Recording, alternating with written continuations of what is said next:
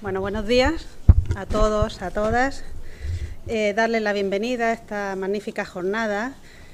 Jornadas de futuro, porque entiendo que las redes y los medios tecnológicos desde luego tienen que ponerlos en alerta a todos y a todas los profesionales que cooperamos de alguna forma o que tenemos algún tipo de relación con la violencia de género, pero inclusive si no estamos relacionados con la violencia de género, debemos de estar alerta ante estos instrumentos que se nos han puesto a nuestra disposición, que desde luego ofrecen numerosos beneficios, pero también innumerables prejuicios y perjuicios. En relación al tema de violencia de género, realmente a veces estamos sintiendo que en los tribunales los medios tecnológicos pueden ser aliados de los maltratadores a la hora de exportar, ampliar o damnificar aún más las consecuencias gravosas de la violencia de género. Es, por tanto, una materia que a veces a los propios juristas se nos escapa de nuestra competencia y por eso necesitamos el auxilio, el apoyo y, desde luego, la cooperación con las fuerzas y cuerpos de seguridad para la detección y la prevención de estos delitos a través de medios tecnológicos y, por supuesto, la cooperación de profesionales de un altísimo nivel, como es mi compañero que se sienta a mi derecha, que no solamente tienen conocimientos jurídicos, sino además nos apoyan en conocimientos técnicos, ¿no? Pues sin más, le voy a dar la palabra a mis dos compañeros de mesa. Los voy a presentar por su orden. Iniciaré por mi compañero Antonio Manuel Burgos Bermúdez, que es máster en seguridad, diplomado en ciencias policiales, diplomado en magisterio y además diplomado en psicología. Pertenece a la unidad del Cuerpo Nacional de Policía, adscrita a la Comunidad Autónoma de Andalucía, con la categoría de inspector jefe. Es jefe de servicio operativo, segundo jefe provincial de la unidad adscrita a Sevilla. Tiene una amplísima trayectoria de 23 años en sus puestos profesionales, donde su experiencia profesional ha estado avalada en numerosos destinos, como la Brigada Provincial de Información de Barcelona, en Interior, en Madrid, en la Policía Judicial de San Juan de Andafarache, en la Brigada de Información de Sevilla, en la sección operativa de menores y coordinación de la unidad adscrita de la Junta de Andalucía, es decir, una trayectoria amplísima, que con sus conocimientos técnicos nos va a introducir en esta magnífica jornada sin ninguna duda. Muchas gracias. Bueno, vamos a intentar colocar esto. Estaría operativo esto. A ver. Este es mi pelo. Vamos a insertar los medios tecnológicos. ¿Saltían herido o no saltían? Sí.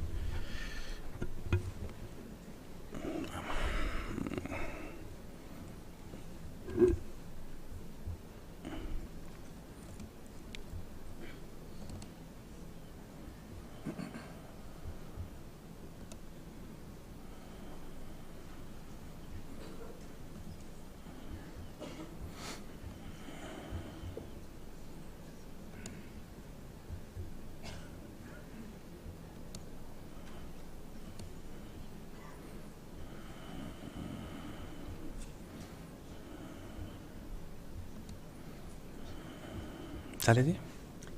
No sale, no sé quién es responsable de... No, sí.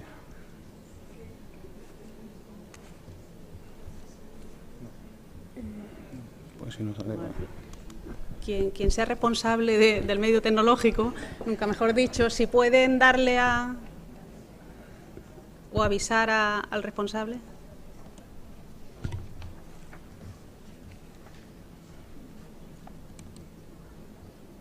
Bueno, pues por cuestiones de orden empezará el primer ponente, luego presentaremos al segundo ponente y con posterioridad ya iniciaremos un debate.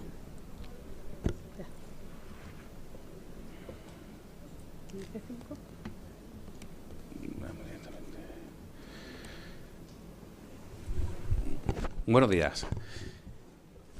Como bien han dicho, pues me llamo Antonio Burgos, soy inspector jefe de la unidad del Cuerpo Nacional de Policía adscrita a la Comunidad Autónoma de Andalucía. En primer lugar, un poco explicar en qué consiste, quién somos y a qué nos dedicamos. Una unidad un poquito desconocida a nivel autonómico, incluso a nivel nacional, pero decir pues quién somos. El Cuerpo Nacional de Policía tiene una unidad que trabaja exclusivamente para la Junta de Andalucía. La Junta de Andalucía tiene unas necesidades policiales en aplicación de su normativa fundamentalmente administrativa.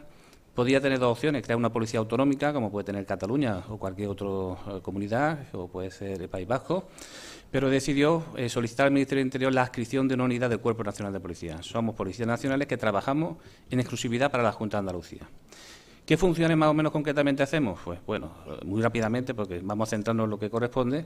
Damos protección a las personalidades, instituciones de la Junta de Andalucía, trabajamos en juegos y espectáculos públicos, trabajamos en protección del medio ambiente, pero sobre todo también en protección de menores. Y es el área un poco que puede justificar nuestra presencia aquí. Una de las actividades fundamentales, como he dicho, es la protección de menores, y dentro de esa protección de menores hay un conjunto de circunstancias, de situaciones de riesgo, entre las que nos podemos encontrar ya lo que se conoce como violencia de género, que es el objeto fundamental de nuestra actividad esta mañana aquí. La violencia de género no es algo que empiece en edad adulta, sino que estamos detectando, y cualquier psicólogo o sociólogo que trabaje con menores, pues ya detecta que desde las primeras edades, entendemos menores que tienen menos de 18 años, 16, 17, casi 18, que entablan y tienen relación con pareja, cuando ésta se rompe o incluso durante su situación de pareja, pues ya se cometen situaciones y circunstancias que son de violencia de género clara. Nuestra actuación fundamentalmente va dirigida a la protección de esos menores que sufren esa situación de riesgo, y luego, sin ninguna duda, cuando esa situación de riesgo detectada se pueda derivar alguna imputación penal, pues procedemos a imputar o a detener o a exigir la responsabilidad penal que corresponda a las personas que cometan ese tipo de delitos. Esa es un poco la justificación, pues, de nuestra presencia aquí. La Junta de Andalucía tiene un instrumento que es su propia policía, una unidad adscrita, que trabaja en la protección de menores, y desde esa protección de menores lucha por la violencia de género. También nuestra unidad adscrita, a través de la Dirección General de Justicia e Interior y la Dirección General de Violencia de Género, trabaja en un proyecto de detección precoz de violencia de género, en donde la policía se va a implicar de forma muy clara en detectar de forma previa esas situaciones de violencia de género sin necesidad de que lleguen a concluir en otras circunstancias que puedan ser ya, pues, lesiones, muertes o violencia realmente consumada. Bueno, hecha esa pequeña presentación de quién somos, vamos a pasar directamente, pues, a hablar de lo que nos interesa. Yo iba a hablar de ciberbullying, el ciberbullying, cómo afecta un poco o cómo se puede aplicar o cómo se puede tener un poco relación con la violencia de género. Hemos visto y tenemos en cuenta, pues, que la gran proliferación que tenemos de redes sociales, de nuevas tecnologías, tanto con el móvil, nuestras tablets, nuestros ordenadores. Bueno, pues este conjunto de redes sociales ha hecho posible un terreno totalmente abonado para que los delincuentes, entre los que destacan, pues, depredadores sexuales, gente que atenta contra la propiedad, pues bueno, es un terreno muy abonado para que quien quiera hacer actividades delictivas, pues lo utilice, ¿no? De los estudios que tenemos por ahí, pues se ha demostrado o queda constatado objetivamente que los menores entre 10 y 15 años, al menos el 87,1% participa en las redes sociales, y entre el 16 y 24 años hasta el 88,5% pues están metidos en este tipo de redes. Podemos decir que los jóvenes, los adolescentes, tenemos casi el global de la población tienen alguna relación o tienen contacto con redes sociales. Hablamos directamente de lo que es el ciberbullying. El ciberbullying es una práctica de acoso entre menores que deriva claramente de bullying. Bullying es el acoso directo, no sin utilizar redes sociales, y cuando hablamos de ciberbullying, pues sin ninguna duda se irá utilizando medios tecnológicos relacionados con las tecnologías de la información para ese acoso.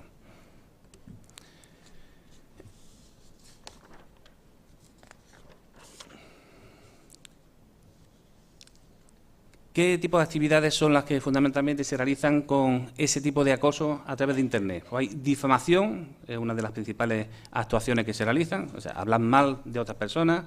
Se utiliza también, la red tiene como fundamento el anonimato, el hecho de que sea anónimo, no sepamos quién está hablando, o supuestamente el emisor de ese tipo de difamaciones, de técnicas de acoso que se utiliza a través del ordenador, entienda que es anónimo, que no sabe quién son, ha hecho que ese tipo de delito, ese tipo de tecnología sea especialmente utilizada para ese tipo de acoso. ¿Cómo actúa el acosador? El acosador normalmente no suele ser, en este ámbito que hablo de menores hasta 18 años, no suele ser un desconocido para la víctima, sino que suele ser un compañero de colegio, de instituto, y ahora aquí hay una parte que nos interesa fundamentalmente.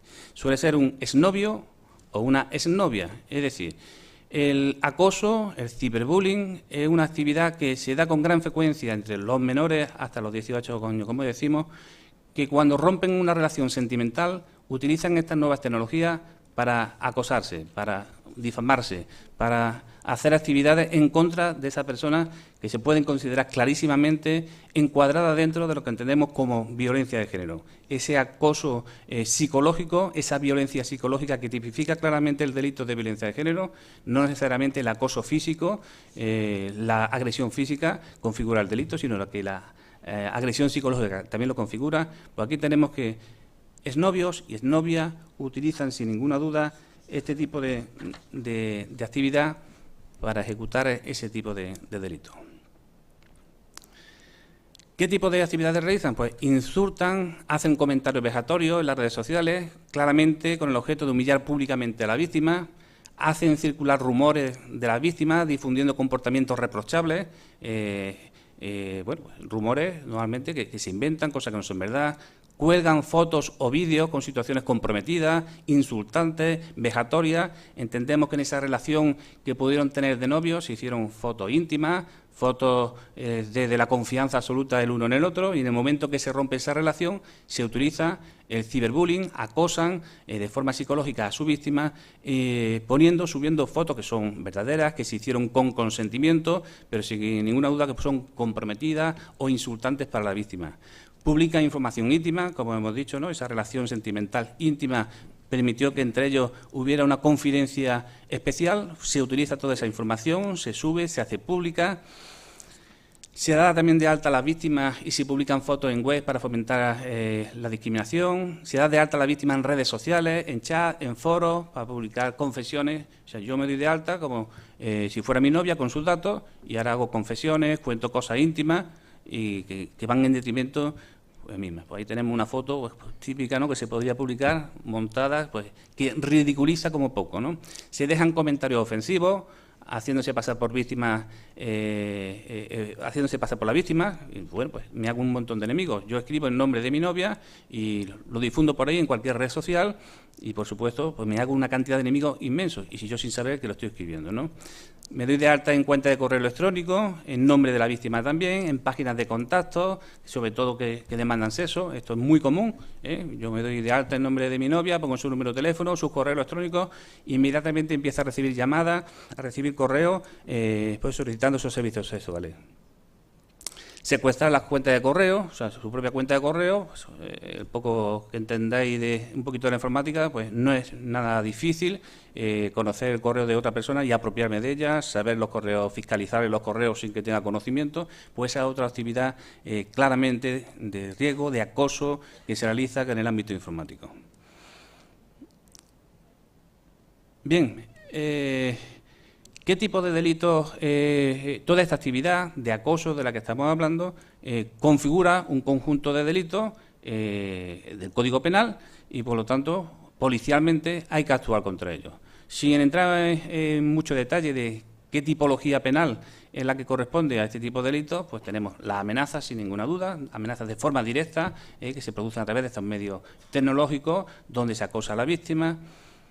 Tenemos las coacciones, sin ninguna duda, pues un conjunto de delitos pues que coaccionan. Si no haces lo que te digo, si no vuelves conmigo, te amenazo, te coacciono, publicaré en Internet, en los correos electrónicos, en el WhatsApp, en Facebook, en Twenty, publicaré las fotos que tenía íntimas, te difamaré. Bueno, pues ese tipo de coacciones, de amenazas que se puedan realizar. La injuria, sin ninguna duda, conjunto de insultos, de difamaciones que se puede realizar a una víctima en este sentido. Las calumnias en el mismo sentido y en ese tipo penal. Y bueno, también tenemos el robo de identidad. El robo de identidad también está tipificado en el Código Penal, y el utilizar las claves, el suplantar la identidad de otra persona, bien para hacer transacciones o cualquier tipo de actividad en nombre de otro, pues esa suplantación de identidad también es perseguible delictivamente. Bien, ¿qué ¿Qué pasa con este tipo de actividades ciberbullying? Ese acoso que se ejecuta por parte de los menores, insisto, y se entiende por menores que tienen menos de 18 años. Realmente cuando hablamos de menores en cualquier foro la gente tiende a pensar que un menor, bueno, 8, 10, 12 años. Nos llegamos hasta los 18 años sin ninguna duda en el ámbito penal el tema de menores. Pues estos delitos que hemos tipificado, según el Código Penal, son para exigir responsabilidad a los mayores de 18 años. Eso se le queda muy pegado al oído, ¿no?, a los jóvenes, a los adolescentes, y piensan, entienden que bueno, eso, si eres mayor ya te exigirán alguna responsabilidad, pero como soy menor no me pasa absolutamente nada. Bueno, pues todos tenemos conocimiento, ¿no?, de la ley del menor, la ley de responsabilidad penal del menor, la ley 5/2000, con sus sucesivas reformas. Es una ley donde se exige de forma clara responsabilidad a los menores entre los 14 y los 18 años, o sea que a partir de los 14 años es responsable, según la ley del menor, de cualquiera de los delitos que vienen contenidos en el Código Penal. Por lo tanto, cualquier menor que cometa esta actividad de acoso, o directamente si la podemos clasificar como violencia de género, que es como se puede clasificar, en el caso de que haya existido esa relación sentimental entre los dos jóvenes, pues es responsable, según la ley del menor. Por supuesto, las medidas que se le pueden imponer son muy diferentes a las penas que se imponen en el ámbito penal de adultos. Aún así, este tipo de delitos, como ahora comentará el siguiente ponente, que bien sabe de esta materia, estos delitos no están ampliamente penados. Pues imaginaros si encima eres un menor entre 14 y 18, pues la medida que se te puede imponer, pues básicamente puede ser acudir de forma periódica a un sitio donde hay unos psicólogos que te van a explicar que eso está muy mal hecho y que hay que hacer otras cosas, ¿no? O sea que tampoco el tipo de medida o de imposición, entre comillas, penal que se puede imponer no es demasiado grave y tal vez pues limite un poco este asunto, ¿no? Un poco concluir casi así. Os voy a poner dos vídeos muy cortitos que no he querido ser excesivamente extensos, muy cortitos que reflejan un poco esta problemática de las redes sociales. A ver si hay suerte y funcionan.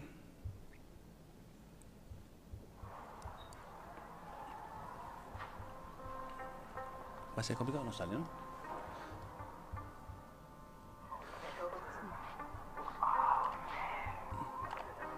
Lo ponemos otra vez y así se ve entero. Y subimos el sonido también. El sonido está al máximo. Bueno, tampoco el sonido no importa. No se ve demasiado bien, pero ¿qué quiero decir? La chica cuelga una foto en un talón de anuncios, ¿no? Si la hubiese colgado en una red social, ¿qué pasaría? Este ha visto la foto y se la lleva. Y la foto permanece. Si estuviera en el talón de anuncios, la foto, el que se la lleva primero, ha desaparecido. Pero cuando lo subimos a las redes sociales, lo que colgamos en una red social permanece de forma permanente y no hay manera de volverlo a borrar ni de quitarlo de ninguna de las maneras. Muchísima gente no es consciente de lo que cuelga, de qué tipo de cosas, ¿no?, sube, y claro, cuando se arrepiente y quiere quitarlo, cuando he roto mi relación con mi novio, quiero quitar todas las fotos que colgué, las que compartía con él, y eso permanece de forma continua en redes sociales y en cualquier asunto, pues fundamentalmente relacionado con esto de ciberacoso. Por lo tanto, primera moraleja que podemos tener es cuidado con lo que colgamos en Internet, que permanece en el tiempo. Si hay una foto, cuando yo llegue a presidente del Gobierno, no quiero que salga, pues no la colgaré ahora, ¿vale? Otro pequeño vídeo también más cortito, sin sonido a lo mejor no sale muy bien, pero bueno.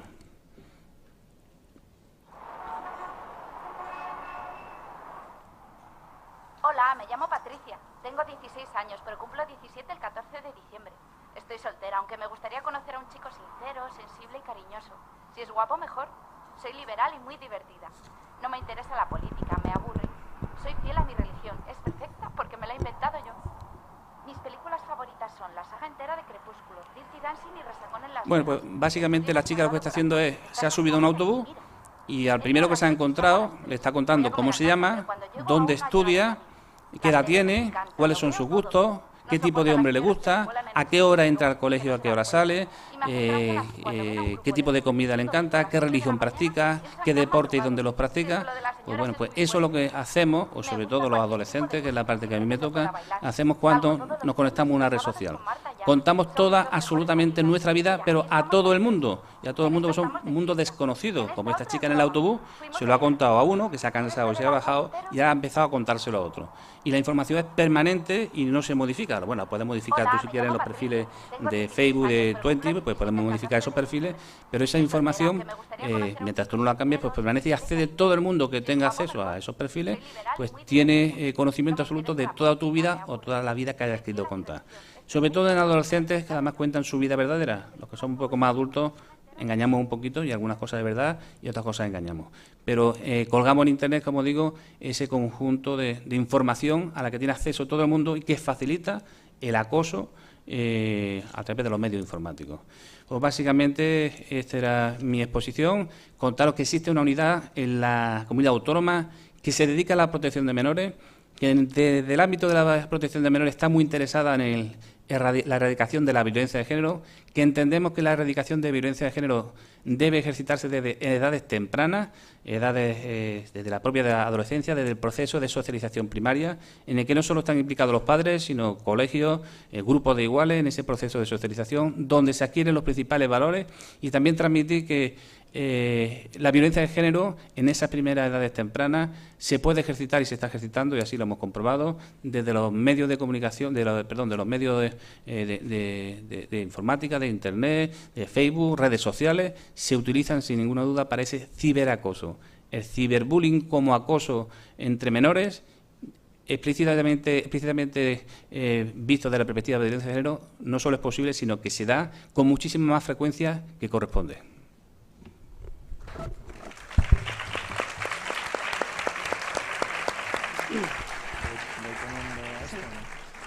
Muchas gracias, Antonio Manuel. La verdad es que ha sido bastante gráfico y desde luego, a través de técnicas policiales podemos conseguir la detección y la prevención en materia de ciberbullying, sobre todo y ante todo ante nuestros menores, porque estamos viendo en los juzgados que los menores utilizan como prueba de amor entregar claves y contraseñas de redes sociales que luego son utilizados, obviamente, para ejercitar cualquier tipo de acciones contra su integridad moral, psíquica y, desde luego, para toda la tipología de delitos que se manifiestan en violencia de género. Y de esto sabe mucho mi compañero, que tengo aquí a mi derecha, Jacobo Fernández Llebrez, que es fiscal delegado de materia informática, en concreto en nuestra Fiscalía, en la Fiscalía Provincial de Málaga. Con él hemos trabajado en bastantes asuntos porque, afortunada o desgraciadamente, muchos de los delitos en violencia de género, insistimos, se están produciendo, se están maximizando y se están ampliando a través de las redes sociales. Es un maltratador que ya no tiene acceso a través de las medidas judiciales que se acuerdan a la víctima, realmente puede utilizar, y de hecho se sirve en numerosísimas ocasiones, de las redes sociales para seguir ampliando los efectos devastadores de la violencia de género. Bien, mi compañero Jacobo Fernández Llebrez ha sido secretario y es secretario en excedencia, plaza que ocupó en el año 90, al igual que su padre, al cual tuve el inmenso honor de conocer y que en paz descanse. Ha sido durante más de 5 años fiscal en la Fiscalía de Pontevedra, donde ejerció allí su labor no solamente como fiscal penal, sino también como fiscal adscrito. Desde ese inicio ya se adscribió y empezó a especializarse en materia de criminalidad informática, y desde el 1994 tiene una plaza ya en la Fiscalía de Málaga, donde se inició en diversas funciones, no solamente fiscal penal, sino también fiscal de menores. Pero su especialidad en la actualidad y desde hace mucho tiempo ha sido fiscal coordinador del sistema informático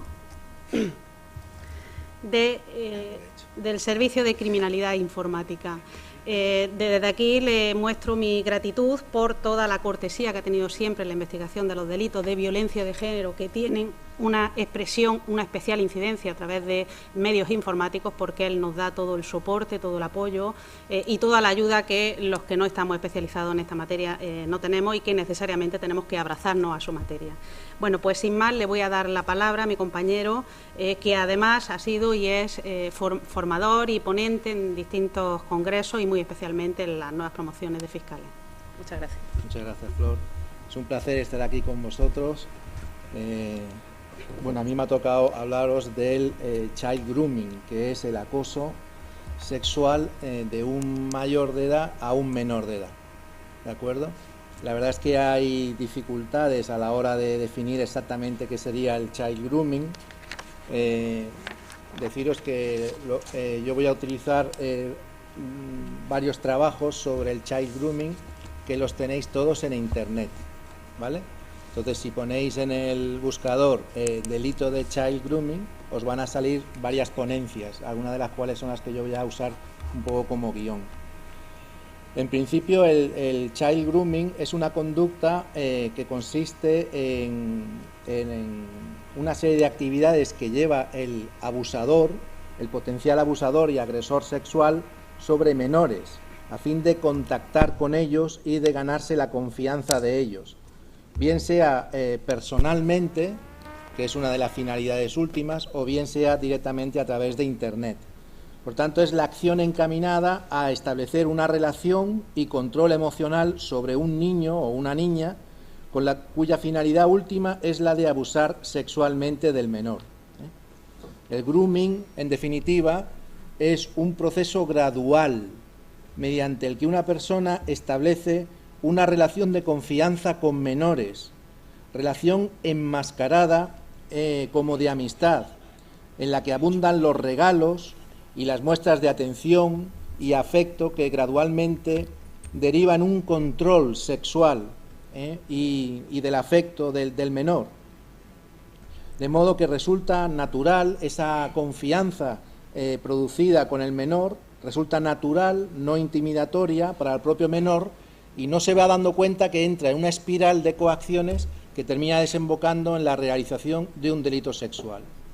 Esto es importante tenerlo en cuenta, porque con independencia de los conceptos jurídicos que podamos dar aquí, que pueden ser más o menos interesantes según hayan sido bien expuestos con una cierta didáctica, lo cierto es que nosotros deberíamos personalizar la charla que estamos escuchando, ¿no? ¿Qué puedo hacer yo en el entorno en el que yo me muevo para evitar una situación como esta? ¿O cómo puedo yo detectar una situación como esta?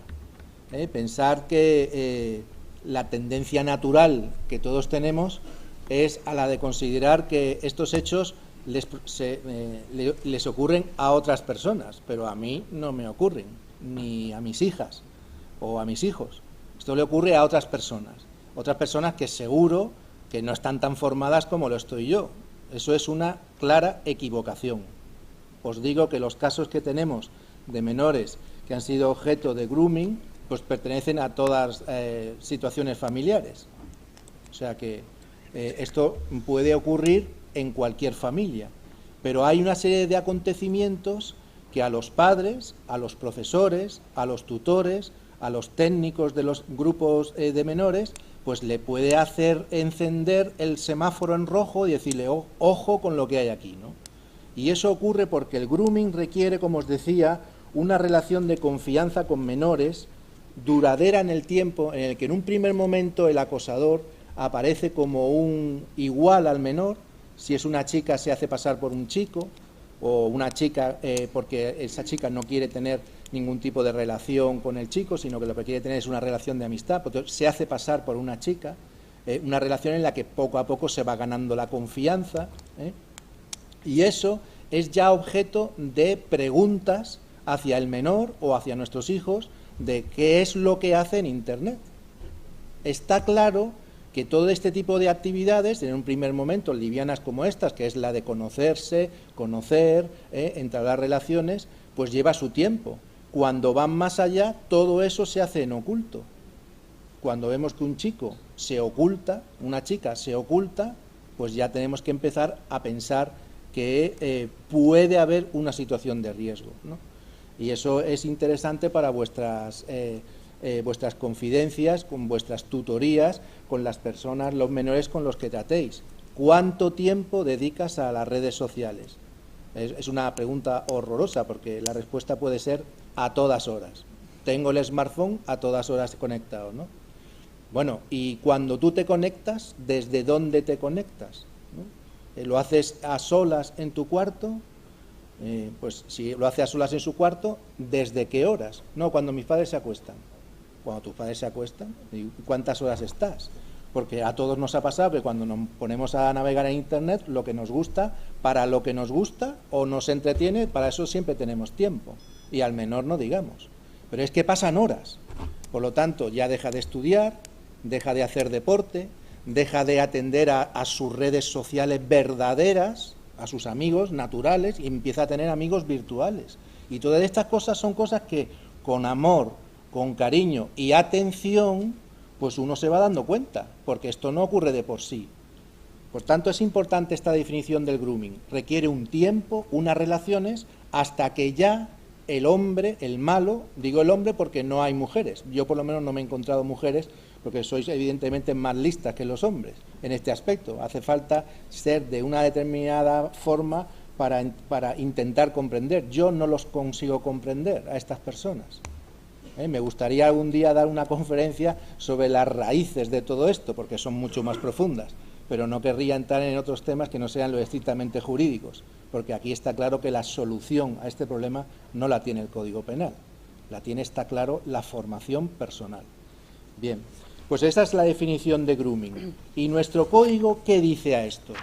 Pues nuestro código, recogiendo una gran cantidad de resoluciones de la Unión Europea, de Naciones Unidas en la protección de los niños, de los menores, ha volcado esa resolución de la Unión Europea del 2007 en un artículo que es el 183 bis.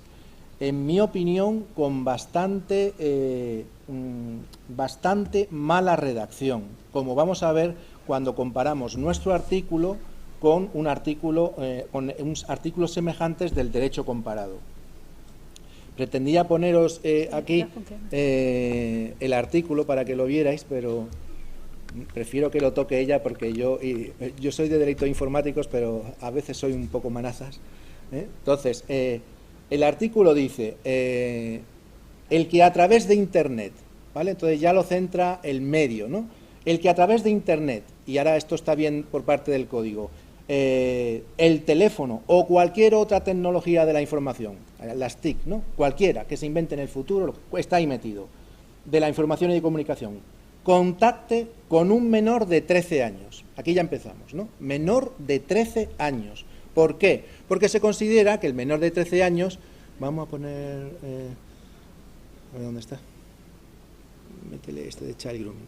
Voy a utilizar también una proyección de nuestros compañeros de la Policía Nacional, porque hoy no he querido crear una ad hoc. No se ve, ¿no? Bueno, creo que a lo mejor sale, ¿no? ¿No? Bueno. Eso es que nos lo tienen que dar desde fuera. ¿Ahora sí? Ya. Pues esto, ahí viene la definición. Ahí tenemos el 183 bis. El que a través de Internet, ¿qué ha pasado? ¿Qué he hecho? He sido yo, ¿veis? Es que no. Dice, el que a través de Internet, del teléfono o de cualquier otra tecnología de la información y la comunicación contacte con un menor de 13 años. Vamos a ver que ahora en derecho comparado puede llegar hasta los 18 años. Luego va distinguiendo entre 18, 16. Aquí son 13 años. 13 años es la edad en la que se considera que una persona ya tiene libertad para decidir sobre sus expresiones sexuales. ¿Vale? Hasta los 13 años este delito no afecta a la libertad sexual, ¿vale? Antes de los 13 años lo que se afecta, el bien jurídico tutelado, es la indemnidad sexual, es decir, el desarrollo evolutivo del menor, ¿vale? Y entonces el bien jurídico tutelado es algo que la doctrina no se pone de acuerdo. Piensan por un lado que es el menor en concreto en el que se está desarrollando, por tanto la indemnidad sexual de ese menor, y yo pienso con alguno de las ponencias que podéis encontrar en Internet, y os recomiendo, por ejemplo, la de José Javier Huete Nogueras, que es fiscal del Tribunal Supremo, que él dice que no, que es todavía mucho mayor, que la protección verdadera es la infancia, y es realmente, os puedo asegurar, por la experiencia que tengo, que tampoco es que sea muy alta, es una opinión personal que os digo, que aquí la cuestión no va tanto por una cuestión sexual, como una cuestión de poder. La corrupción de la persona que comete este tipo de delitos no tiene tanto una finalidad sexual de atacar al niño o a la niña desde el punto de vista sexual, como una cuestión de poder. de atacar a la infancia, a la inocencia, de reventar, de corromper al menor. Es algo verdaderamente deleznable. Pero claro, las personas que lo hacen son personas rotas, ¿no? Vamos a seguir con el artículo. Menor de 13 años. O sea, primero, contactar con el menor a través de Internet, en fin, de las tecnologías de la comunicación.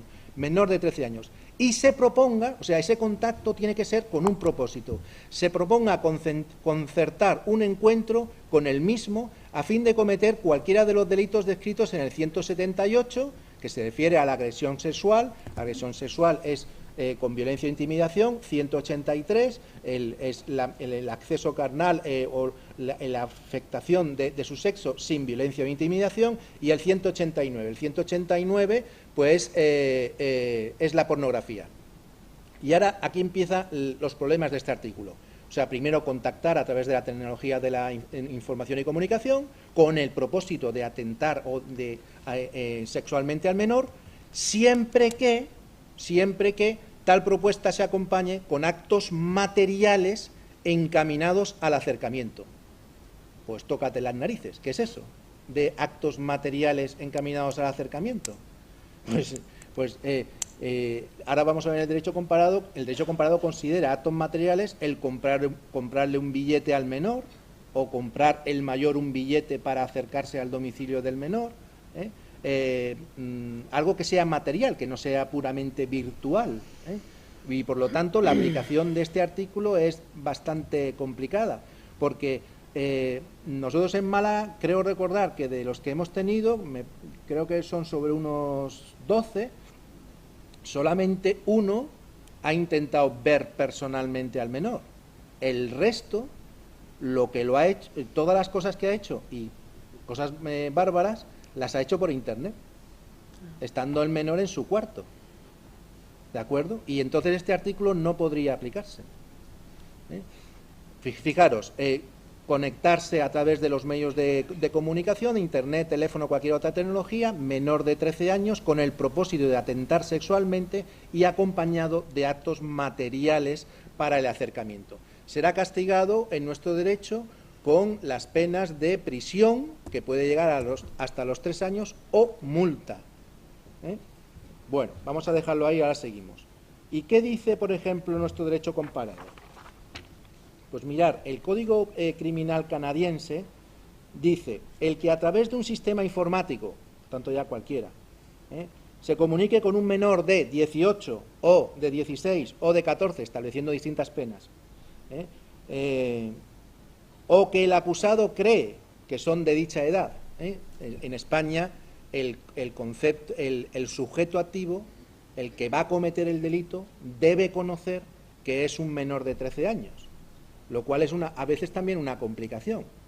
Hay veces que por las conversaciones previas en las que él ha tenido la intención de ir conociendo su entorno, sus amigos, para luego hacerle chantaje y coaccionarle, pues queda claro que él sabe que es un menor de 13 años, pero hay veces que no.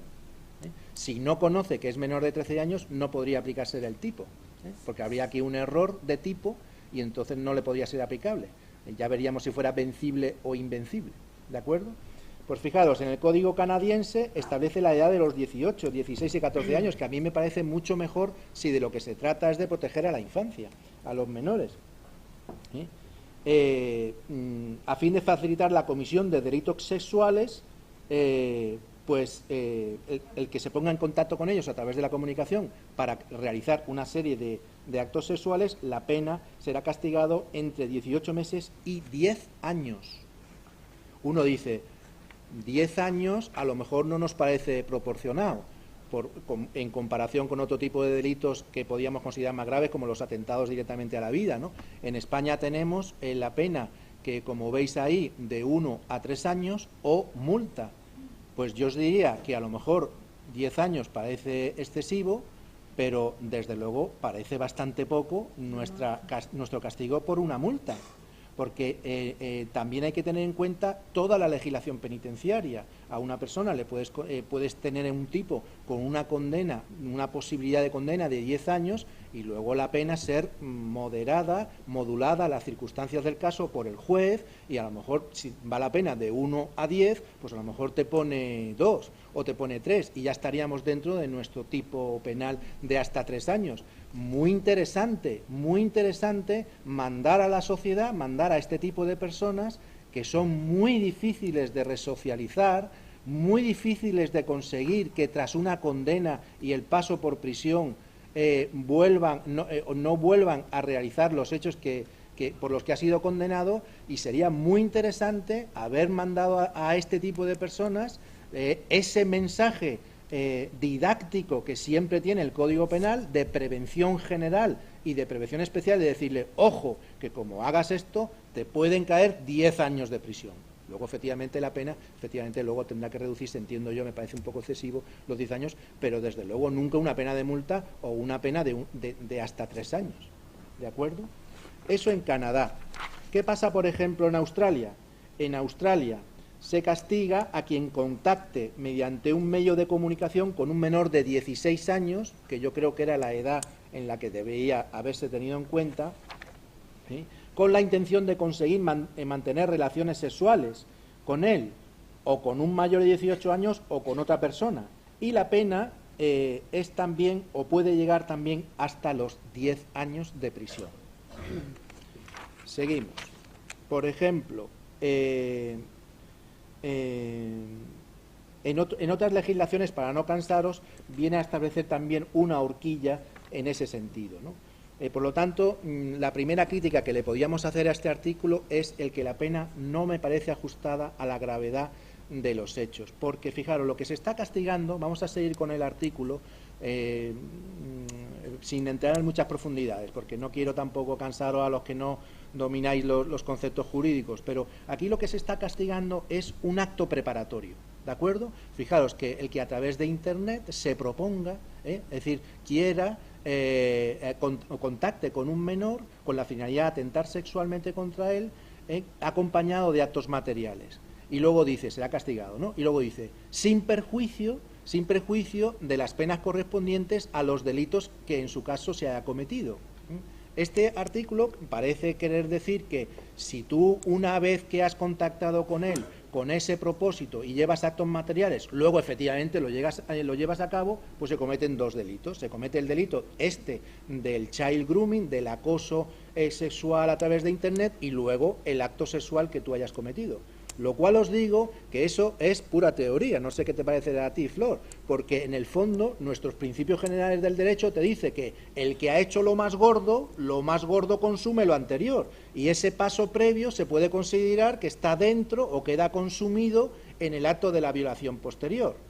Lo cual os digo que no, en principio no hemos tenido grandes, gracias a Dios, asuntos de estos, pero está bien que el código lo diga. Porque una cosa es que al final termines violando al menor y eso tenga una sanción de violación con una pena de 20 años, por ejemplo, de prisión, y otra cosa es lo que se ha producido con el child grooming. El child grooming, lo habéis visto, lo hemos conocido todos a través de los medios de comunicación, ha habido niñas que hasta se han suicidado. Recuerdo una niña, no sé si habéis visto el vídeo, es espeluznante, si ponéis child grooming en vídeos os va a salir el vídeo de la chica esta, que ella misma grabó a través de diversas paginitas que iba poniendo en YouTube lo que le había pasado. Y luego terminó suicidándose. Bueno, es quizá un caso extremo y desde luego un ejemplo negativo, ¿no? Pero os digo que esto destroza a un niño para siempre,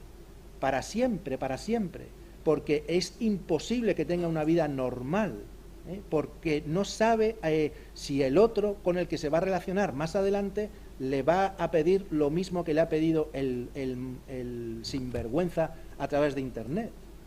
Y ya no va a saber que es, bueno, ya os lo podéis imaginar, no hace falta tampoco, ¿de acuerdo? O sea que el destrozo que se produce con este tipo de delitos, que es delitos tendenciales, son delitos de peligro y no de resultado, está muy bien que si se produce el resultado se pene separadamente, ¿de acuerdo?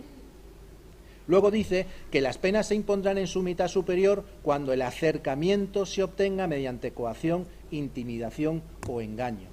Bueno, pues esto es lo más habitual, Yo no me he encontrado, de los casos que hemos tenido, no me he encontrado ninguno en el que el menor o la menor haya quedado voluntariamente con el mayor, hemos tenido dos en el que el mayor sigue haciéndose pasar por un menor y las niñas van y quedan con él, pero en ese momento todavía no se daban todos los elementos del tipo. O sea, cuando una persona ya queda con el menor porque le está extorsionando, porque ha sabido dónde estudia, cuáles son sus contactos, porque le ha mandado un correo electrónico donde le ha metido a lo mejor un troyano, de los que ya nos hemos encontrado 3 en Málaga, le mete un troyano a través del correo electrónico y le dice en ese correo electrónico: mira qué vídeo más chulo tengo de este asunto, y el niño pincha el link que se cree que es de YouTube, que es efectivamente un link que le dirige al vídeo de YouTube, pero por dentro le está metiendo un troyano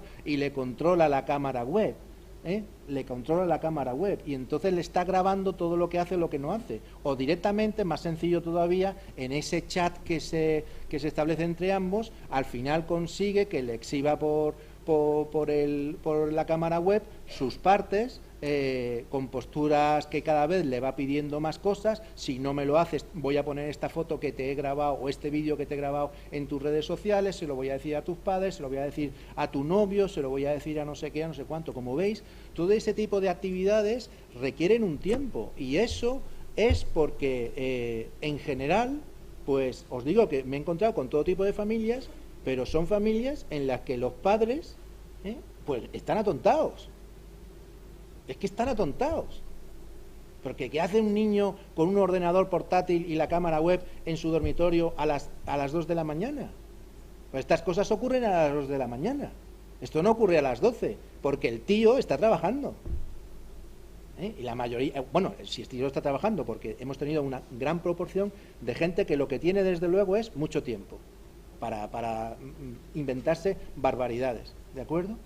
Por lo tanto, esto es importante, lo que os decía de las cosas jurídicas que podamos decir y de qué podía llevarme yo personalmente, ¿no?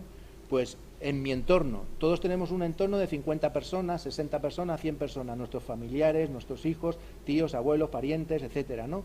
Bueno, ¿dónde tengo yo los adolescentes, dónde usan Internet? Hoy en día en el portátil, bueno, o en la gran mayoría hoy en día con los smartphones, bueno, pues ¿cuál es mi pauta de navegación? ¿A qué hora suelo entrar? ¿Cómo tengo configurado? Estas cosas hay que hablarlas. ¿Cómo tengo configurado la red social? El Twitter, el Facebook, ¿con qué personas contacto? ¿Cómo lo tengo? ¿Tengo mi perfil abierto para que cualquier persona se ponga en contacto o solo con mis amigos? Todo eso va a hacer que entre adolescentes y mayores, entre profesores y alumnos, haya una relación de comunicación enriquecedora, donde mutuamente nos vamos a ir aprendiendo pautas de seguridad en el tráfico de Internet, en el tráfico de datos. Y también, porque nosotros tenemos más experiencia de la vida por ser mayor de edad, de decirles estas cosas, que hay veces que ellos no se dan cuenta, que piensan que si el correo le viene de su amiga María Pérez, pues tiene que ser María Pérez, y no le entra en la cabeza que María Pérez puede no ser María Pérez. Por lo tanto, huir en esta materia del buenismo, pensar que si tenemos abierto un ordenador a Internet, lo tenemos abierto al mundo y por tanto a todo lo bueno, pero también todo lo malo, huir del buenismo, tener esa mentalidad de decir, bueno, voy a tomar cautelas, ¿de acuerdo? Porque nosotros no vamos con nuestros niños por sitios malos de la ciudad de Málaga. Todos sabemos los sitios malos, no se nos ocurre ir de madrugada por esos sitios. Pues la misma precaución de la vida normal y real, pues tenemos que adoptarla en la vida virtual. Y en segundo lugar, pues tener en cuenta estas circunstancias, que para llevar a cabo, para conseguir esa finalidad en la que ya el niño no puede más, porque le ha sacado fotos íntimas, vídeos íntimos, donde a lo mejor incluso el niño pues ha hecho cosas de las que se va a arrepentir toda su vida delante de la cámara, pues a veces lo ha hecho por coacción, por miedo, porque no sabe, porque si es muy muy pequeño, que ya estamos teniendo niños pequeños, hemos tenido a uno de 8 años, de 8 años, que lo que quería, ese a lo mejor se salva porque es tan pequeño que todavía no, pero niños más mayores, esos ya les deja marcados de por vida, ¿no? Pues todo eso requiere un tiempo, y ese es el tiempo que nosotros tenemos para intentar averiguar las cosas, ¿de acuerdo? Que no llegue a ese extremo final de que el malo consiga atacar sexualmente al menor. Bien, pues esta es la estructura que tenemos, esto es lo que hay. En un primer momento este artículo tenía mayor gravedad, luego fue objeto de reforma en el Senado por el partido que lo propuso, que fue el Partido Popular, y al final con una ponencia reformadora pues quedó como está. Efectivamente es algo tenemos, hay otras legislaciones que todavía no han adoptado esta protección de los menores, pero es un tema clave y en el que todos tenemos que estar muy pendientes. Pues yo creo que con esto termino mi exposición y ya para lo que queráis. Muchas gracias.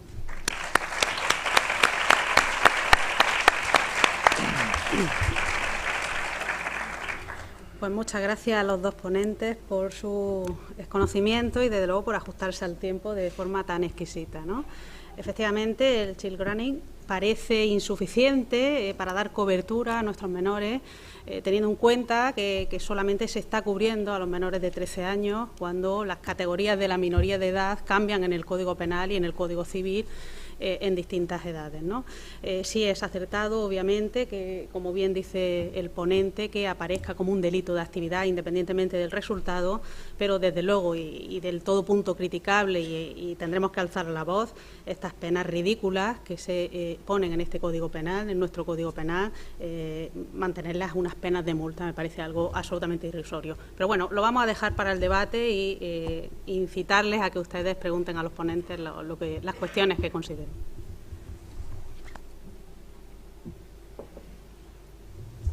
A ver quién se atreve, quién es el valiente.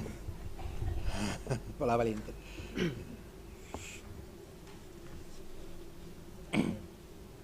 Por aquí hay una valiente. Buenos días.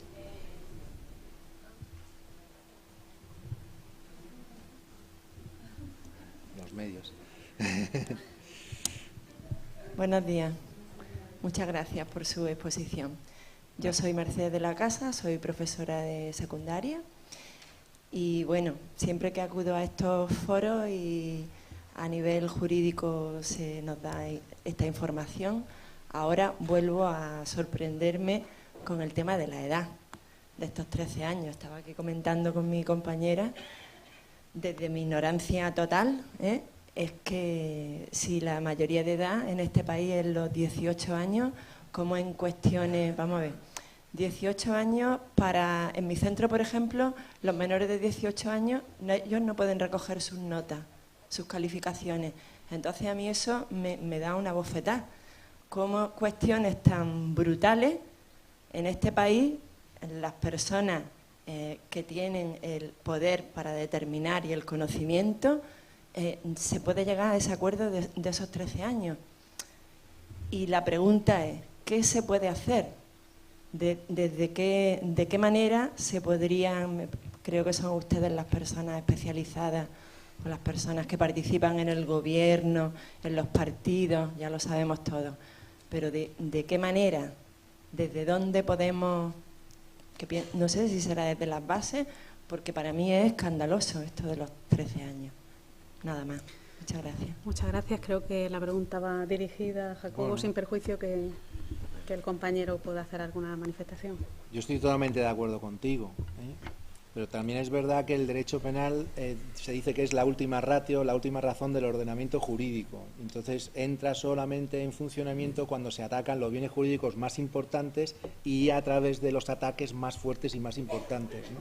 El problema que tenemos con la edad, y hay que decirlo claro, es que hay niños de 15 años que esto lo hacen voluntariamente. Y por una cosa tan peregrina como una recarga de móvil. O sea, el tío malo, te recargo el móvil si me haces esto delante de la cámara. Y va el chaval y lo hace. Ese es el problema. ¿De acuerdo? Entonces, hay que poner un límite. Yo no estoy de acuerdo con los 13 años. Yo creo que se tenía que haber puesto a los 16. ¿De acuerdo? Pero reconozco que es complicado también, porque claro, todo este tipo de actuaciones es sin el consentimiento del menor. Y ojo, porque hay menores de 12 años que han prestado el consentimiento. En este tipo de delitos, con el consentimiento del menor, el delito se comete sí o sí, aunque él haya querido, el menor, porque el legislador presume iure sed de iure que aunque haya consentimiento no tiene libertad. Y me parece muy bien. Entonces, el quid de la cuestión está dónde tienes absoluta libertad. Y el legislador ha querido que sea a partir de los 13 años. Yo personalmente creo que se tendría que haber subido más. A lo mejor 14 o incluso, en mi opinión, 16. Pero reconozco que hoy en día un menor de 15 años en cuestiones de sexo es, creo, completamente libre. Sí. 18, 16...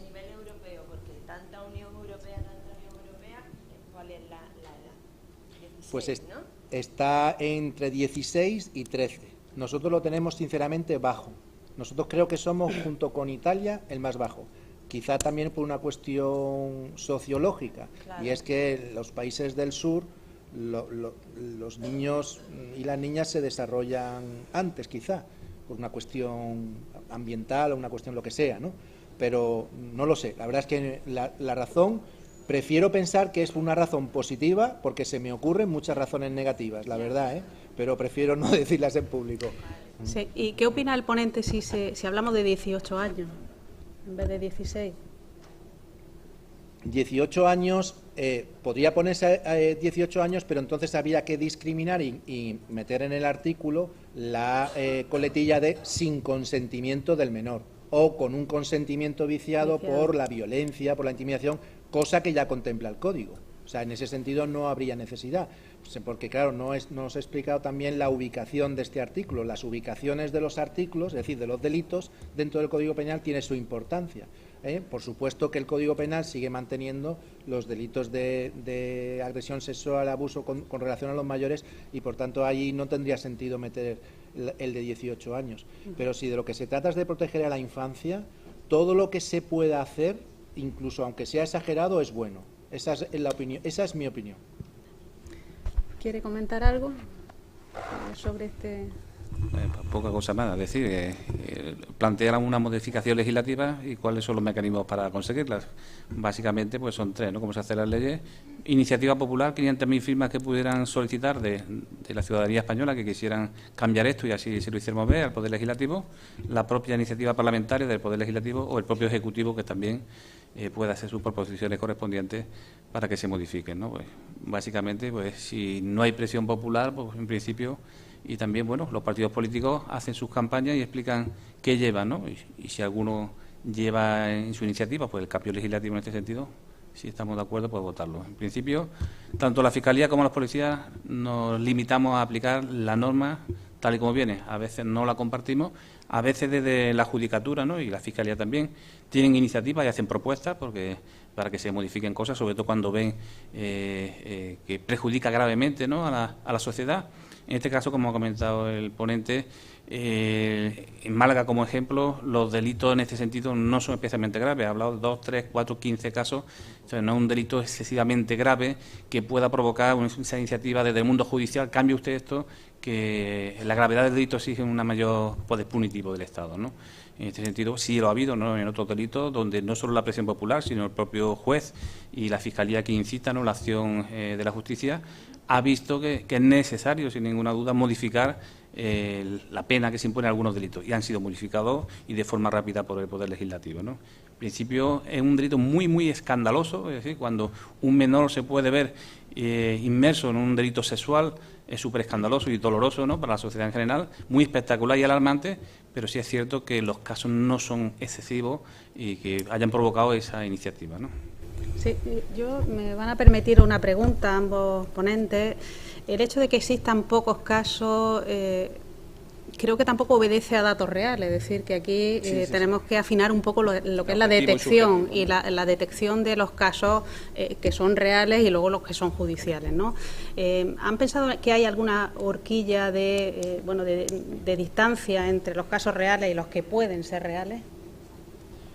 Hombre, en este tipo de delitos, como en todos los delitos sexuales, la verdad es que no se denuncia todo lo que hay, porque esto genera, bueno, pues una afectación a la intimidad clarísima.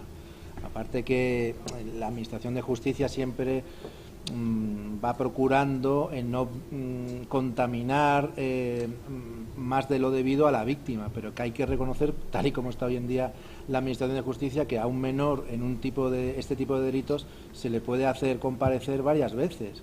Una vez en la policía, la denuncia que ponen los padres, otra vez a lo mejor en la fiscalía, otra vez a lo mejor en el juzgado, 1 o 2 veces, luego llega el juicio resulta que se suspende, se señala para otra vez, en fin, eso la gente lo sabe y dice, mira, yo por un guarro que se ha puesto en contacto conmigo y que me ha dicho que haga no sé qué, pues yo no lo denuncio. Esa realidad yo creo que la tenemos todos, la Fuerza y Cuerpo de Seguridad de Estado y también los profesionales, ¿no? Pero ciertamente es que el tipo que estamos tratando hoy es que eso de que vaya acompañado de actos materiales, pues realmente es que no hemos tenido nada más que uno. Y aparte que no se sabe ahora mismo, porque no hay jurisprudencia todavía, porque es un tipo muy nuevo, porque se introdujo en el 2010, no sabemos qué son actos materiales. No os he leído algunas de las legislaciones que lo especifican, como el comprarse un billete, como sacarle una reserva en un hotel al menor, etcétera, pero no se sabe. Yo pienso que lo material pues podría llegar a ser mandar una foto, pero bueno, reconozco que las fotos también son virtuales, entonces no es fácil. Entonces, como el tipo exige que haya ese acompañamiento de actos materiales, pues el tipo también es difícil de aplicar. Y luego lo que os decía, la gran mayoría de los casos que hemos tenido son casos en los que al final estas conductas han quedado un poco desdibujadas por lo que luego ha hecho más grave, como puede ser una violación o una agresión sexual. Entonces aparecerá en la estadística judicial no como un child grooming, sino como una violación, como una agresión sexual o simplemente como pornografía. En concreto, me estoy acordando ahora de 3. El malo le grababa al menor sin que el menor lo supiera. El menor sabía que lo estaban haciendo por la videocámara, pero no sabía que el malo le estaba grabando. Y entonces este tío esos vídeos los transmitía, ¿vale? Entonces al final lo acusamos de pornografía, como no hubo actos materiales no le pudimos meter este tipo, pero lo acusamos de pornografía y estadísticamente cuando se hagan los estudios criminológicos aparecerá como pornografía y no como child grooming. Por lo tanto, luego habría que empezar a discriminar, en los delitos sexuales, digo, por los que vais a estudiar a lo mejor, aquí hay alguno de criminología, pues tendríamos que empezar a limpiar dentro del grupo de pornografía cuáles empezaron con un child grooming, o los delitos sexuales cuáles empezaron con un child grooming, y a lo mejor podríamos llevarnos sorpresas. Buenos días. Por añadir algo más en ese sentido, perdona un momento. Sí. Bueno, pues comentar que efectivamente, como la pregunta, ¿no?, que partía de la moderadora, era que si realmente sí hay pocas denuncias reales que tengan conocimiento, lleguen al cauce judicial, pero que realmente los casos pueden ser mucho más profundos. Como se ha comentado también, es cierto que hay más voluntariedad por parte de... O sea, que los contactos se producen, pero que acceden de forma voluntaria, incluso lo saben y son conscientes de que están con un adulto y que no es tan involuntario como pueda parecer, ¿no? Los casos, por supuesto, que tienen conocimiento de la justicia y la policía son aquellos quienes se han visto sorprendidos por un acercamiento de que alguien que lo ha engañado, porque no era un chico de su edad y al final ha sido un adulto, ¿no? Pero hay veces que se sabe y el menor consciente sin ninguna duda la relación, bien por lo que le gusta o bien por las prebendas o las dádivas que le puedan dar, ¿no? Un poco aquí el legislador ha pretendido fijar una edad a los 13 años en la que entendemos que esa formación, esa evolución, esa adquisición de valores por parte de los menores, pues hay que protegerla por parte del Estado. No podemos permitir que un menor, que hoy día como está la sociedad o los valores que se puedan estar transmitiendo, si tenemos un programa de televisión que empezó ayer o antes de ayer, donde salen desnudos de forma clarísima, en horario más o menos, bueno, ya un poco nocturno, a las 10:30, pero tampoco es demasiado nocturno, y donde se transmite como valor natural que 2 personas estén completamente desnudas en televisión, no sé si mantienen relaciones o no las dejan de mantener, bueno, pues son los valores que estamos transmitiendo. Un niño de 12, 13 años, pues al final dice, pues yo quiero tener esas relaciones, me digo con un adulto, si es guapo y alto y está fuerte, pues para mí es estupendo, ¿no? Entonces el Estado interviene diciendo, pues chicos, aunque tú quieras, yo no te voy a dejar. Y voy a penar o voy a castigar al sujeto que se aproxima a ti con esa intención. Por eso un poco también se fija esta edad de 13 años. Es decir, bueno, como está la vida, pues con 14 años tener relaciones sexuales con quien te dé la gana, pues más o menos pudiera ser aceptable si tú has querido, pero a los 13 yo no te voy a consentir como Estado y te voy a proteger, porque creo que por lo menos hasta ese momento tenemos que intervenir, ¿no?, para luchar contra eso, ¿no? Disculpa la interrupción. Buenos días, me llamo Mar y soy maestra de primaria, y lo de la edad de 13 años siempre me chasquea mucho, porque los que intentamos trabajar en primaria estos temas tenemos muy pocas herramientas, porque todas necesitan registros de correo electrónico, lo cual sería ilegal. Entonces los niños tienen que empezar a falsear su edad, ya la familia lo tiene que hacer y lo tiene que aceptar, y los docentes que trabajamos también trabajamos con ese conocimiento. Entonces, yo nunca sé hasta qué punto estamos contribuyendo a favorecer que no se provocan estas situaciones o estamos favoreciendo que los niños se introduzcan. Yo creo que favorecemos en el sentido de que si quiero que sean buenos ciudadanos en la calle, tienen que ser buenos ciudadanos digitales. Pero lo que es la legislación no nos ayuda. Y las herramientas que hay que no requieren registro son muy pobres y tienen muy pocos recursos. Y los problemas surgen en redes sociales que están cerradas y no son de su edad. Entonces, cuando hablan de la edad, de que el malo no sabe la edad de los niños, tenemos que contar que los niños, para darse de alta en ciertos sitios, tienen que darse de alta diciendo que no tienen la edad que tienen realmente. Y eso lo tenemos que trabajar antes de que pase esto, en primaria. Pues sí, ahí tienes toda la razón. Os falta herramientas y nos falta herramientas, ¿no? Efectivamente, yo creo que habría dos tesis, digamos, ¿no? El procurar que a determinadas edades no se entre por Internet. Yo creo que haya determinadas páginas que no tengan acceso a los menores, o por una serie de requisitos. Todo eso está bien, pero en el fondo eso a la gente no le funciona. A la gente lo que le funciona es el problema es, claro, con estas edades, ¿no?, que no tienen capacidad de criterio, no son capaces de sopesar los riesgos y valorarlos adecuadamente. Pero lo mismo que se enseña, sinceramente, yo creo que tiene que haber una revolución, que ya se está produciendo, lo sé, soy consciente de ello, con todas las enseñanzas de las TIC en los institutos y en los colegios, pero todavía más. Lo mismo que se enseña a leer y a escribir, se tiene que enseñar a navegar de manera correcta por Internet. O sea, hay personas, que lo que decía el anterior ponente, que no saben que insultar es una cosa gravísima porque en Internet, porque ese insulto, lo mismo que la fotografía que hemos visto en el vídeo, eso ya no se puede borrar. O sea, nosotros cuando en mi época, cuando uno se calentaba contra un compañero, le decía 4 cosas, le pegaba un empujón y aquello había terminado al día siguiente. Hoy en día eso se hace con el smartphone y se manda, y eso queda para los restos. Y eso es lo que hay que empezar a enseñar desde chiquitillo, porque hoy en día es que decimos que no tengan smartphone hasta los 12 años. Ojalá, ¿no? Porque conocemos un montón de ejemplos de gente que tiene smartphone, pero es que no es que solamente tenga smartphone, es que tiene Twitter, es que tiene Twenty, es que tiene Hotmail, ¿eh?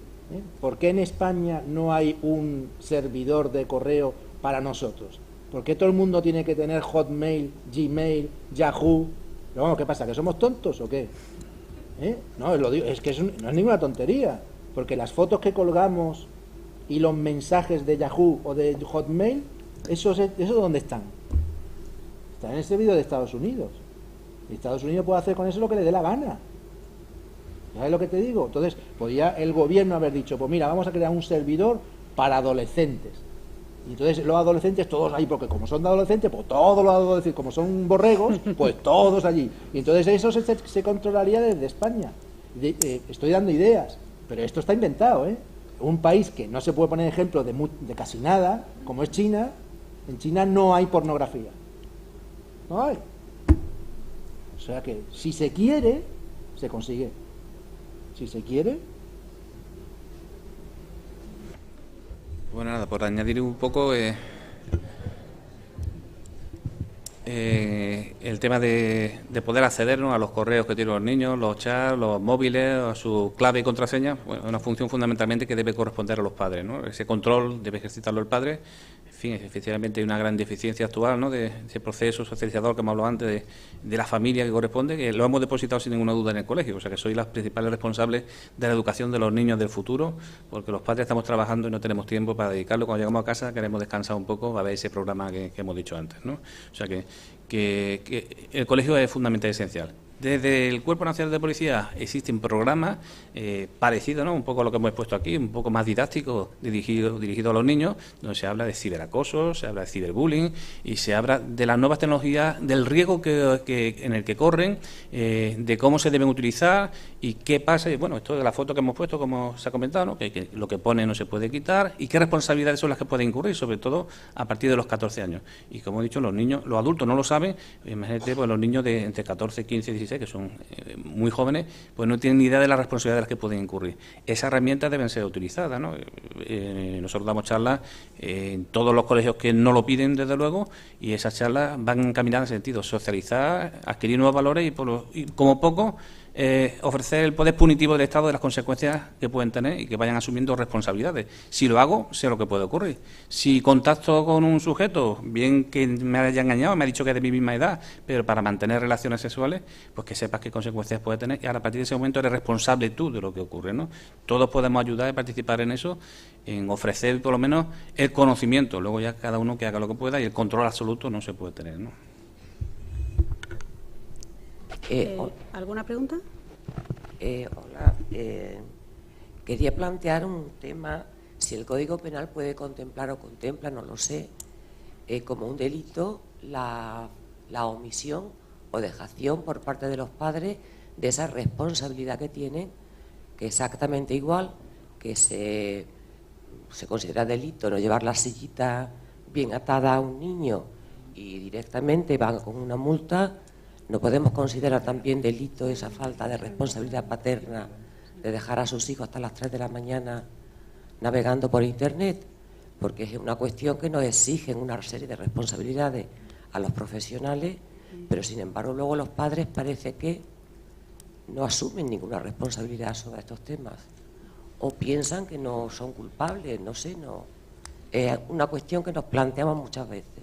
Vamos, el Código Penal contempla la posibilidad de cometer delitos por acción, lo que se llama comisión, también por omisión, por ejemplo, omitir un deber o lo que sea, o un auxilio, y también por lo que se llama comisión por omisión.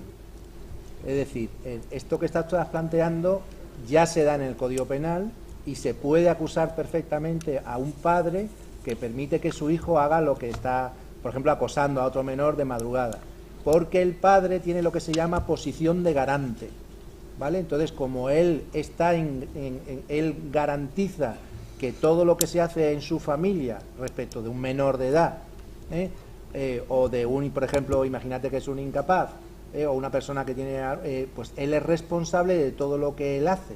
Él sería responsable, ojo, no solamente civilmente, que esto ya se contempla y se lleva en la Fiscalía de Menores, donde se abren los juicios de responsabilidad civil hacia los padres, sino estamos hablando, me imagino que es lo que tú planteabas, como responsable penal. O sea, un menor que acosa a otro menor en el ordenador de tu casa, en el ordenador en el que tú pagas, la línea de teléfono que tú pagas, y desde tu casa, cuando tú tenías que estar ahí vigilando que el niño estuviera a lo mejor durmiendo, pues está claro que tú puedes ser acusado porque tenías posición de garante y tenías la obligación de evitar que eso se produjera. Entonces, lo que pasa que me preguntarán, ¿y eso por qué no se ha hecho? Pues tienes toda la razón, porque no se ha hecho. Pues debería empezar a hacerse. En Francia, por ejemplo, aquí en España todavía no se ha hecho, que yo sepa, a lo mejor me estoy confundiendo, pero en Francia, por ejemplo, el amigo que se va de copas con el amigo y sabe que su amigo está borracho y permite que coja el coche y luego tiene un accidente, le hacen responsable al amigo que iba borracho y al otro que no cuidó de su amigo, porque tenía posición de garante. Pues no digamos la relación mucho más fuerte paterno-filial, ¿no? Pero eso lo contempla el Código, aunque a lo mejor ahí los fiscales no no hemos ejercido todas las acciones que teníamos que ejercer. Pero no es fácil, ¿eh? No es fácil porque el derecho penal actual, como tiene que ser, es lógico, estamos en un Estado de Derecho, castiga por una responsabilidad personal, ¿vale? Es un derecho penal de autor y entonces el padre siempre puede decir, oye, mira, yo he hecho lo que he podido, le he dicho al niño 1000 veces que haga esto y que esto no lo haga, y luego, oye, yo estaba durmiendo y el niño pues ha cogido esto y ha hecho eso. Entonces, ¿vale? Nosotros, como policía autonómica que somos, ¿no?, y trabajamos en el ámbito de la protección del menor, tenemos cierta experiencia en el sentido que ha indicado, ¿no? Existe, como bien sabéis, el Código Civil establece los deberes inherentes a la patria potestad, el Código Civil, no penal, ¿vale? Dice qué deberes, no qué derechos, sino qué deberes tienen los padres que tienen hijos, que a veces también, cuando nos casamos o nos unimos y tenemos un hijo, pues nadie nos lo ha contado, pero bueno, hay que leer la normativa, que tenemos derecho a saberlo todo. Y entre ellos está, pues, proveerle alimentos, proveerle que esté sano, es decir, llevarlo al médico cuando corresponda y esté malito, proveerle la educación en los valores que correspondan a la cultura en la que te encuentras, básicamente todo aquello necesario que permita su desarrollo integral como persona dentro de la sociedad en la que vivimos. Eso más o menos resumidamente dice el Código Civil con respecto a la patria potestad. Está clarísimo que cuando esos deberes que como padres tenemos y el Código Civil no lo ejercitamos, penalmente sí existen responsabilidades, ¿no? El delito de abandono de familia, y nosotros lo hemos aplicado con bastante frecuencia. Una de las actividades que nos encomienda la Junta de Andalucía es hacer informes de situación de aquellos menores en situación de riesgo, sobre todo en zonas marginales y deprimidas, pues como pudiera ser La Palma, Palmilla, aquí en Málaga, donde los técnicos sociales no se atreven a entrar, a lo mejor a hacer un informe de situación, y nosotros la primera cosa que hacemos es comprobar si la casa está aseada, está limpia, y no encontramos casas pues que no se han limpiado en la vida, con los colchones en el suelo, con la ropa totalmente sucia, los baños atascados, no hay agua corriente, no hay luz, ese tipo de casas que no encontramos. Bueno, pues ya hay que luego intentar determinar si el padre lo ha hecho porque quiere o no puede proveer esas necesidades básicas del menor. Vamos a los colegios, en el colegio se nos dice si es absentista, si tiene bajo rendimiento educativo, si suele venir desaseado, si no suele venir limpio. Vamos al pediatra y en el pediatra nos cuenta si no ha seguido el calendario de vacunaciones, si viene con heridas traumáticas que pueden ser previsiblemente relacionadas con una agresión por parte en el entorno familiar. Y luego pues también consultamos a familiares y nos entrevistamos sin ninguna duda con los padres. De ahí se llega a sacar una conclusión si el padre está ejerciendo los deberes inherentes a la patria potestad como corresponden, o no lo hace porque no le da la gana o simplemente porque no puede. Si no puede, gracias a Dios actualmente, y en Andalucía por lo menos, tenemos mecanismos sociales que permiten darle un apoyo económico, alimenticio, de aseo, de ropa y esas cosas. Nosotros llegamos a proponer imputaciones y pues las sentimos colar simplemente, o sea que no llevar al niño al colegio, que es una obligación también inherente a la patria potestad. La educación española de 6 a los 16 años es obligatoria, y si no lleva un niño al colegio, pues tiene una responsabilidad.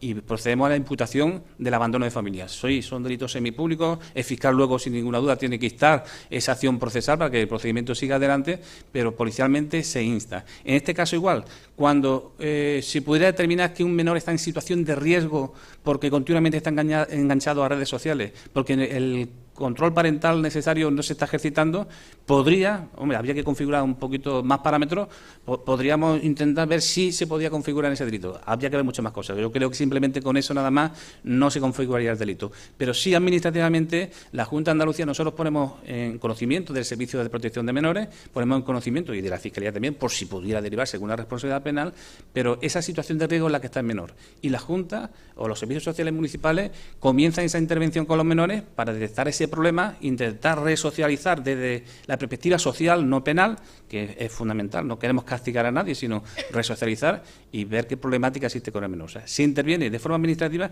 podría dar lugar, si la situación es tan grave como he descrito yo, que casi no lo proveo de alimentos, como he visto casos que tienen tiña, sarna, por ni siquiera los bañan, no van al colegio, porque la propia Junta o la Fiscalía determinen la retirada del menor ingresado en un centro de protección de la Junta de Andalucía, donde existen unos educadores que le van a dar esos valores o ejercen de padres que los padres no han sido capaces de darle.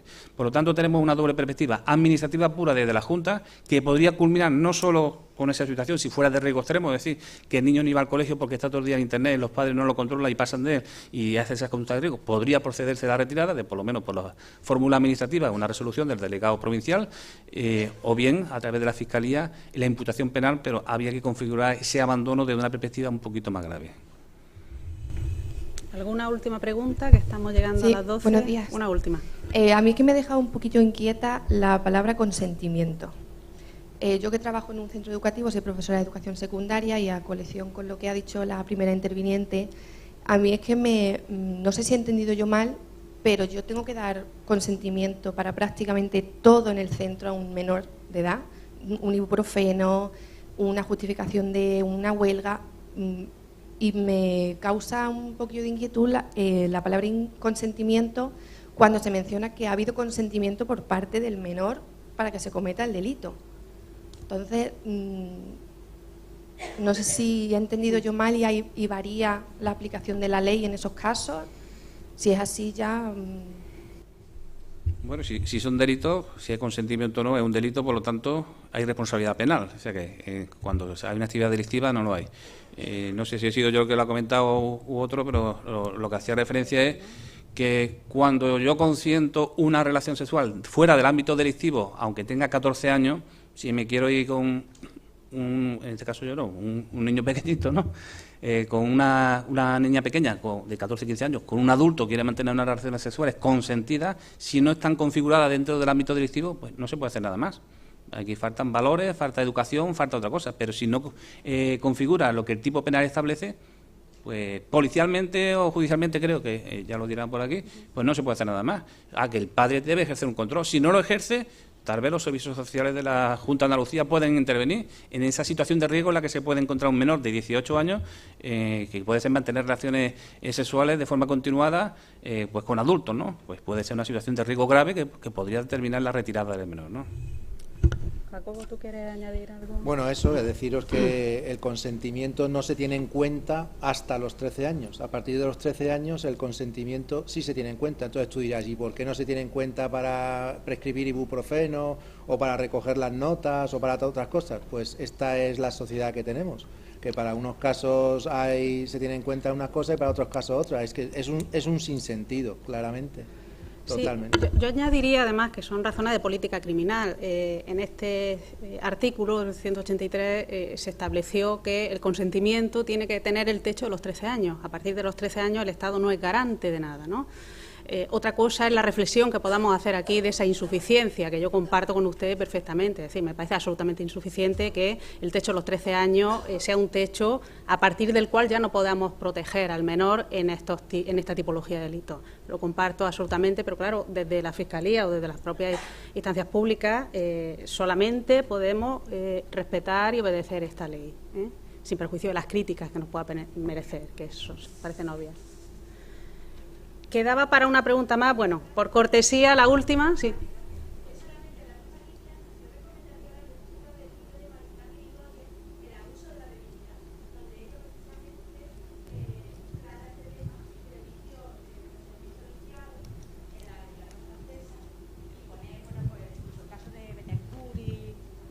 Famoso, ¿no?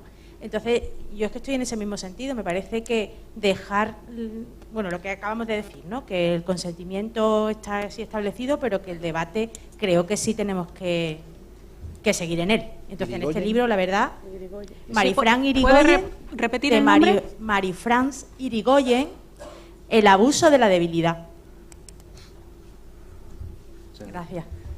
Bueno, pues muchísimas gracias a todos, a todas y a todos, especialmente a la señora directora general de Telecomunicaciones y Sociedad de la Información, mi querida Susana Radio, también a la directora general de Víctimas, que estará esta tarde con nosotros, mi querida Nani Aguilar, a todos ustedes por haber compartido con nosotros estas reflexiones. Dejarles en el aire que efectivamente estamos en una sociedad absolutamente informatizada, las comunicaciones apenas ya son personales, son más virtuales que personales. Ahí está nuestra labor como padres, como educadores, como instituciones públicas. Decirles que sin perjuicio de eso, el lado bueno de esto es que si se comete un delito, desde luego va a dejar huellas y en los órganos judiciales uno de los más importantes elementos probatorios que tenemos ahora mismo son las conversaciones que se graban, las transcripciones que se hacen incluso de los mensajes de WhatsApp, que son también instrumentos probatorios e instrumentos que pueden fundamentar luego las condenas. Lo escrito ahí queda y ahí lo tendremos en los órganos judiciales. Muchas gracias.